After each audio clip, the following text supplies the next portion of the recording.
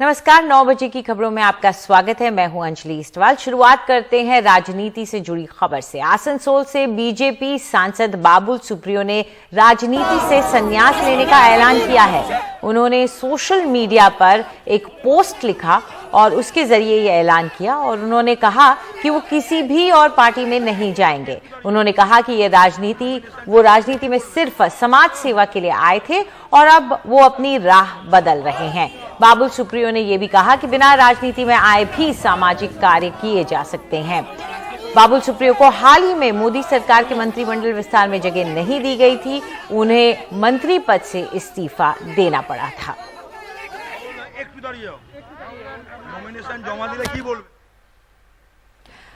और अब खबर जनता दल यूनाइटेड की। ललन सिंह को जेडीयू का नया अध्यक्ष बनाया गया है। दिल्ली में हुई जेडीयू राष्ट्रीय कार्यकारिणी की बैठक में उनके नाम पर मुहर लग गई। ललन सिंह को बिहार के मुख्यमंत्री नीतीश कुमार का बेहद करीबी माना जाता है। पिछले साल दिसंबर में आरसीपी सिंह को जेडीयू अध्यक्ष बनाया गया था, लेकिन उनके केंद्रीय मंत्री बनने के चलते ये जिम्मेदारी अब ललन सिंह को दी गई है।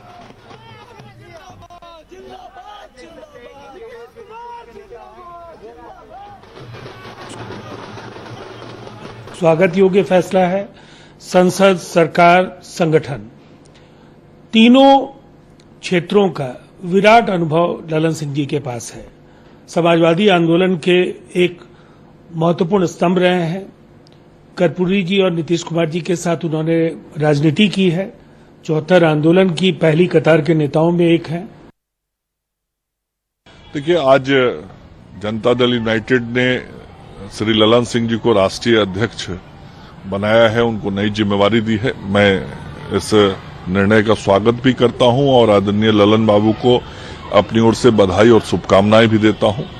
और निश्चित रूप से ललन बाबू के अध्यक्ष बनने से उनकी पार्टी को भी मजबूती मिलेगी और हम सब लोगों की जो बिहार में सरकार चल रही है, इस सरकार को भी मजबूती मिलेगी। वहीं आरजेडी नेता शिवानंद तिवारी ने कहा है कि उन्हें जेडीयू के कोटे से मंत्री न बनाकर ललन सिंह के साथ नाइंसाफी की गई थी। इसके चलते अब उन्हें अध्यक्ष पद देकर नाराजगी दूर करने की कोशिश की गई है। तो मंत्रिमंडल में शामिल करने की जब बात होगी, एक ही व्यक्ति को शामिल करने की बात होगी, तो लोकसभा से जाएगा, न कि राज्यसभा से जाएगा। तो राज्यसभा से वो चले गए, लोकसभा के सदस्यों का अपमान हुआ, एक ढंग से जो चुने हुए जनप्रतिनिधि उनका अपमान हुआ। तो हमको लगता है कि उसके बाद ये अपेक्षित था कि नीतीश कुमार की पार्टी का कमान जो है वो ललन सिंह संभालें, और इस तरह से जो मैंने एक ललन सिंह के साथ एक ढंग से कहिए कि थोड़ा अन्याय भी हुआ, उसकी भरपाई कर रहे हैं। रुक करते हैं दूसरी खबर का। झारखंड के धनबाद में एक एडिशनल डिस्ट्रिक्ट जज की सड़क हादसे में हुई मौत के मामले की जांच सीबीआई को सौंपने की सिफारिश मुख्यमंत्री हेमंत सोरेन ने की है। इस घटना के दोनों आरोपी ऑटो चालक और उसका सहयोगी, इन दोनों को पुलिस गिरफ्तार कर चुकी है। इन दोनों को 5 दिन के लिए पुलिस रिमांड पर ले लिया गया है। अभी इस मामले की जांच एसआईटी कर रही है। एडिशनल सेशंस जज जो हैं वो सुबह मॉर्निंग वॉक पर निकले थे जब एक ऑटो ने आकर उन्हें पीछे से टक्कर मारी और उनकी मौत हो गई।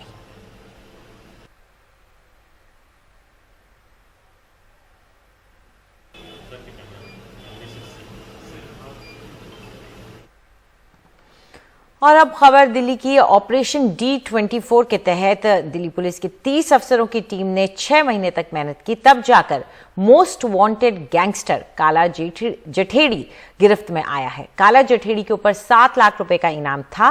काला जठेड़ी के साथ उसकी प्रेमिका मैडम मिंज को भी गिरफ्तार किया गया है।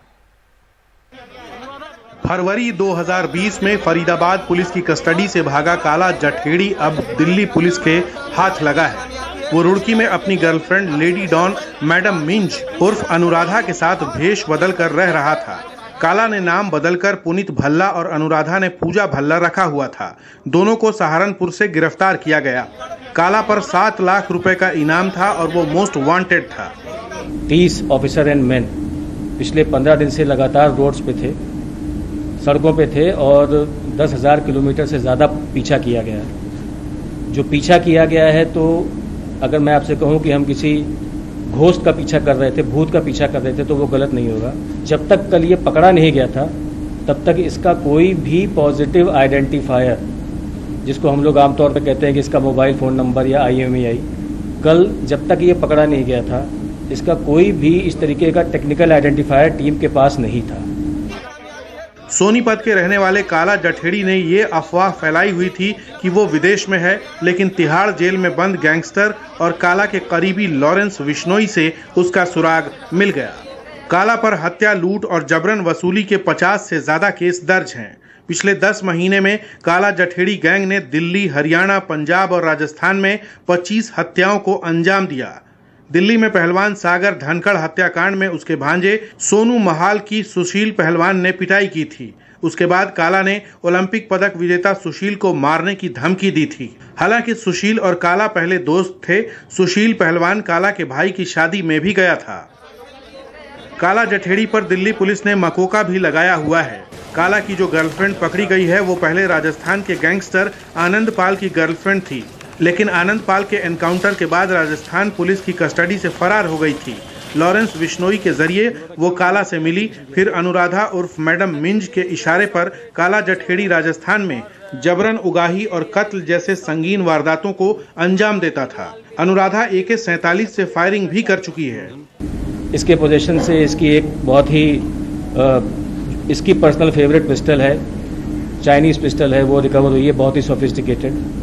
जो इसके साथ में अनुराधा लेडी डॉन मिली है, उसको ये प्यार से रिवॉल्वर रानी बोलता था। उसके पास से .38 बोर की ऑर्डिनेंस की लाइसेंस रिवॉल्वर, जो किसी और के नाम पे लाइसेंस होगा उसका भी हम पता कर रहे हैं, उसके पास से वो बरामद हुई है। अपराध की दुनिया में काला जठेड़ी का कोड वर्ड में नाम अल्फा था। फरारी के दौरान काला हरियाणा, पंजाब, उत्तर प्रदेश, उत्तराखंड, बिहार, महाराष्ट्र, गुजरात, राजस्थान, मध्य प्रदेश और नेपाल में छिपता रहा। काला इतना शातिर है कि VIP कॉलिंग के जरिए बात करता है, जगह और गाड़ियां बदलता रहता है। उसकी दहशत कई राज्यों में है। इसी तरह मैडम मिंज की राजस्थान में खासी दहशत है। लेकिन अब काला का जेल से निकलना आसान नहीं होगा, क्योंकि पुलिस ने उसके खिलाफ मकोका के तहत कार्रवाई की है। नई दिल्ली से मुकेश सिंह, NDTV इंडिया। और दिल्ली से ही एक और खबर, जहां IIT फ्लाईओवर के नीचे आज अचानक सड़क के बीच में एक बड़ा सा गड्ढा बन गया। वहां से सड़क धंस गई और गड्ढे की चौड़ाई करीब 10 से 15 फुट है। इसके नीचे से नाले का पानी भी बह रहा है। मौके पर स्थानीय पुलिस पहुंची और गड्ढे को घेर कर वहां से गुजरने वाले ट्रैफिक को रोक दिया गया। अधिकारियों ने कहा कि गड्ढे को भरने का काम शुरू किया जा चुका है।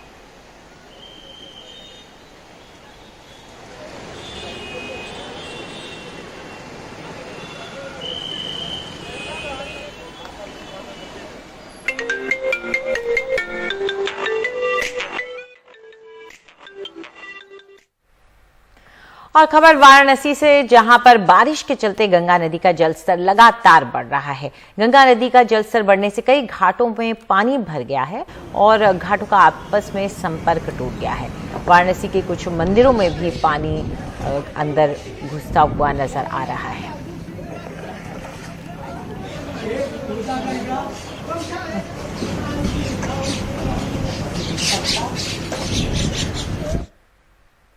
झारखंड की राजधानी रांची में पिछले 24 घंटों से लगातार हो रही बारिश से हालात खराब हो गए हैं। सड़कों पर इतना पानी भरा है कि अब गाड़ियां आधी डूब गई हैं। नालियों का पानी सड़क पर आ गया है और सड़कों पर चलना मुश्किल हो गया है। झारखंड के कई इलाकों में पिछले 5 दिन से रुक रुक कर बारिश हो रही है। रांची के साथ ही आसपास के इलाकों का भी बुरा हाल है। बरसाती नदियां उफान पर हैं। कई जगहों पर पुल के ऊपर से पानी बह रहा है। मौसम विभाग ने कई इलाकों में हल्के से लेकर भारी बारिश की चेतावनी जारी की है।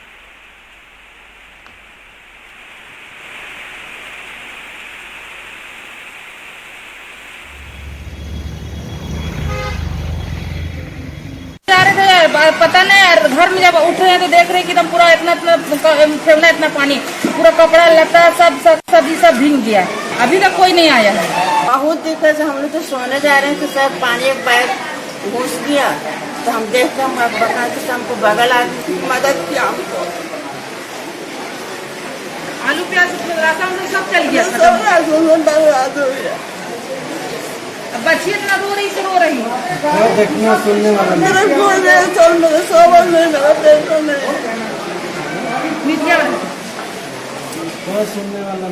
रुक करते हैं बिहार का। बिहार के गया जिले में नीलांजना नदी पर बन रहा एक पुल बाढ़ और तेज बहाव की वजह से टूटकर बह गया। ये पुल डोभी प्रखंड में बन रहा था। इस पुल के निर्माण में घटिया सामग्री के इस्तेमाल की शिकायत भी वहां के स्थानीय लोगों ने की थी और अब पानी ज्यादा बरसने से आप स्थिति देख सकते हैं कि पुल टूटकर बह गया।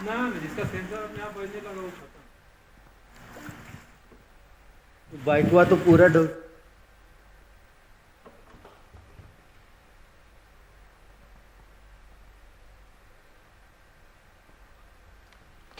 मध्य प्रदेश के भीड़ में तेज बारिश से जिला जेल की दीवार ढह गई। दीवार ढहने से बैरक नंबर 6 में बंद 22 कैदी घायल हो गए, जिनमें से एक की हालत गंभीर बताई जा रही है। सभी घायलों को जिला अस्पताल में दाखिल कराया गया है।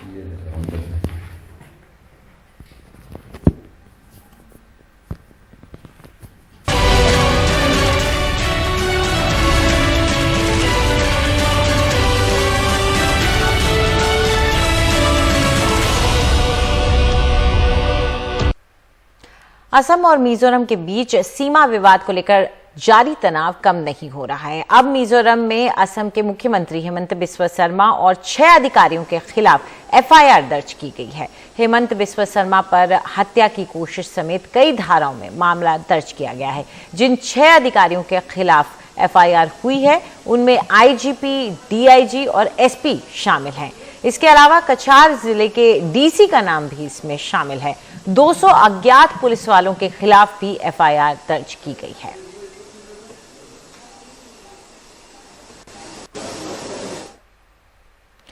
आज मुंशी प्रेमचंद का जन्मदिन है और इस मौके पर उनके चाहने वाले उनके गांव पहुंचे और अपने अपने तरीके से उन्हें याद किया। लेकिन उनके घर की हालत देखकर वहां पहुंचे सभी लोग दुखी भी नजर आए।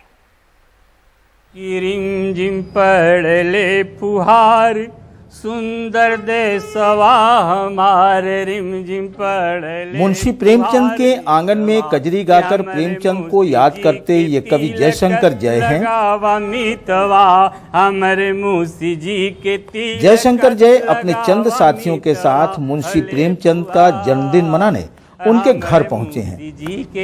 हमारे मुंशी जी के तिलक, लेकिन उसकी हालत देखकर बेहद दुखी हुए, क्योंकि जिस आंगन में कभी मुंशी जी के पात्र होरी, घीसू, माधव और धनिया ने मूर्त रूप लिया और जिन पात्रों को मुंशी जी ने कभी अभाव में भी फिसलने नहीं दिया, उसी आंगन में आज के घीसू, होरी, माधव और धनिया जैसे बच्चे आंगन में जमी काई से फिसलकर गिरते नजर आए।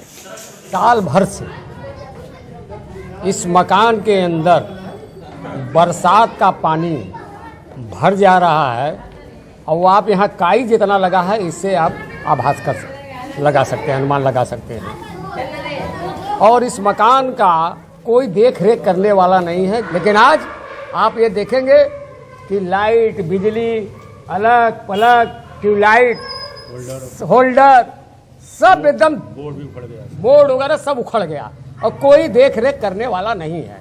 जबकि हर वर्ष यहाँ जिला प्रशासन आता है, लेकिन उसके आंख का लगता है मुझे पानी मर चुका है प्रशासन का। मकान के अंदर सिर्फ काई ही नहीं जमी है, बल्कि उसके अंदर के कमरे भी खाली उजाड़ हैं। बिजली के बोर्ड भी अपनी लाचारी की कहानी बयां कर रहे हैं। हर तरफ दीमक बता रही है कि इस मकान के हालात कैसे हैं। प्रयास होने चाहिए इसको बनाने के लिए, वो सब जैसे आप इसको सीधे शब्द में कह दीजिए कि सरकारी दीमक इस स्मारक को चाट रहे हैं। पूरी व्यवस्था यही है। ऐसा नहीं कि मुंशी प्रेमचंद के इस मकान को लेकर कभी प्रयास नहीं हुआ। 1986 में ये मकान जिला प्रशासन को सौंप दिया गया। उसके बाद से यह उपेक्षित रहा, लेकिन 2005 में मुंशी जी के गांव में मुलायम सिंह यादव और जयपाल रेड्डी पहुंचे तो उन्होंने इसके स्मारक बनाने की घोषणा की और 25 लाख रुपए भी दिए। उससे इस मकान के हालात को सुधारा गया और तब लगा कि यह स्मारक बन जाएगा, लेकिन उसके बाद यह फिर उपेक्षित हो गया। लिहाजा एक दिन के होने वाले इस जलसे से लोग बेहद दुखी हैं। दक्षिण भारत के लोग जो और हिंदी भाषी हैं वो ज़्यादा झुके हुए हैं, ज़्यादा कार्य कर रहे हैं। दक्षिण भारत में जैसे बताया गया वहाँ लोग चौपाई बना के उसका तमिल में रूपांतरण तो उससे लेकर के आपको बहुत कष्ट है। हाँ जी, बहुत कष्ट है, क्योंकि मतलब हम लोग अपने ही महापुरुषों की उपेक्षा कर रहे हैं, जबकि उनके मार्ग पर चलना चाहिए। सिर्फ हम वोट की राजनीति कहिए या कर्मकांड कहिए, जो भी कहिए, या शिक्षा कहिए, हम लोग पुरातन युग में लौटे हैं। मकान के अंदर के हालात ही सिर्फ खराब नहीं हैं, बल्कि बरसात में मकान के बाहर लगा ये पानी भी सच्चाई बयां कर रहा है। यहाँ हर तरफ पानी है, लेकिन अगर सरकारी महकमे के आंखों का पानी नहीं मरा होता तो आज उसकी यह हालत नहीं होती। सरकारी जलसा कोविड की वजह से भले न हुआ हो, लेकिन उनके चाहने वालों ने उन्हें अपने तरीके से याद किया। साल भर अपनी बदहाली का आंसू रोने वाला मुंशी प्रेमचंद का ये घर एक दिन के जलसे से खुश होने के बजाय और ज़्यादा दुखी हो जाता है, क्योंकि जिन चीज़ों को वो भूलना चाहता है वो एक दिन का जलसा उसे फिर साल भर के लिए याद दिला देता है। और अफसोस इस बात का है कि उसके बदहाली के इन आंसुओं को देखने वाला कोई नहीं। वाराणसी के लमही गांव से पुरुषोत्तम के साथ अजय सिंह, NDTV इंडिया।